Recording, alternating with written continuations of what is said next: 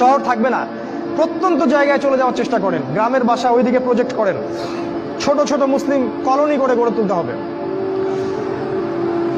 এই কাজগুলো করতে পারেন। আর কিছু করতে পারেন, শারীরিক প্রস্তুতি নেন, ফিজিক্যালি, যুবকদেরকে বলবো ফিজিক্যালি প্রস্তুতি নেন, ব্যায়াম করেন, ভালো খাবার খান, নিয়মতান্ত্রিক জীবনযাপন করেন, এলোমেলো জীবনযাপন করবেন না। আর নিয়মতান্ত্রিক জীবনযাপন করার সবচেয়ে উসওয়াতুল হাসানা হচ্ছে রাসূলুল্লাহ সাল্লাল্লাহু আলাইহি ওয়াসাল্লাম। উনার সুন্নাহ মাফিক জীবনযাপন করেন, আপনি ভালো থাকবেন। কারণ সামনের দিনগুলোতে আরো ফিতনা বাড়বে এবং আমাদের এই যুব সমাজের এবং তার পরবর্তী প্রজন্মের শারীরিক অবস্থাকে নষ্ট করে দেওয়ার জন্য অগণিত খাবার বাজারে ছেড়ে দেওয়া হয়েছে, যেগুলোর মধ্য দিয়ে অসুস্থ হয়ে যাবে।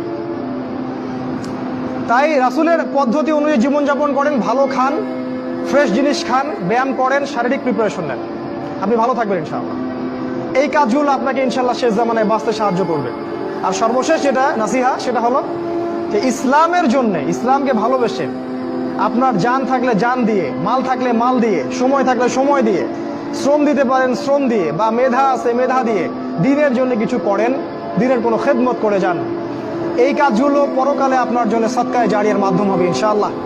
কারণ মানুষ যখন মারা যাবে তার আমলনামা বন্ধ হয়ে যাবে, সাদাকায়ে জারিয়া খোলা থাকবে, নেক সন্তান খোলা থাকবে, এবং যে জ্ঞান আপনি মানুষকে শিক্ষা দিচ্ছেন, উপকারী জ্ঞান, সেটা আপনি কবরে শুয়ে শুয়ে পাবেন ইনশাআল্লাহ।